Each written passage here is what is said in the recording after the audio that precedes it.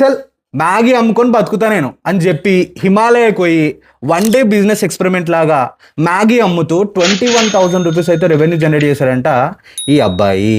So తను ఏం చేశాడంటే టూరిస్ట్ ప్లేస్లో చల్లగా చలిపెట్టే ప్లేస్లో అలా వేడివేడి మ్యాగీ తింటూ ఉంటే ఏముంటుందిరా అని ఆ క్రేవింగ్ ఉంటుంది చూసిరా, దాన్ని క్యాచ్ చేసి తనైతే ఒక 300 to 350 మెంబర్స్కి మ్యాగీ అమ్మి 21,000 రూపీస్ అయితే రెవెన్యూ అయితే జనరేట్ చేశాడు.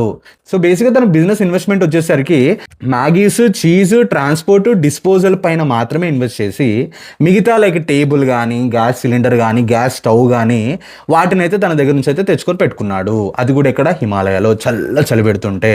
సో తనైతే ఏం చేశాడంటే రెగ్యులర్ మ్యాగీ అయితే తను 70 రూపీస్కి అయితే అమ్మాడు అనమాట. అదే చీజ్ మ్యాగీ వచ్చేసరికి 100 రూపీస్కి అయితే అమ్మాడు. సో తను మాత్రం తను పెట్టిన ప్రైసింగ్కి 50 to 60% మార్జిన్ అయితే ఖచ్చితంగా ప్రాఫిట్ అయితే జనరేట్ చేశాడు. అంటే అప్రాక్సిమేట్గా 10,000 రూపీస్ అయితే ప్రాఫిట్ కొట్టాడు.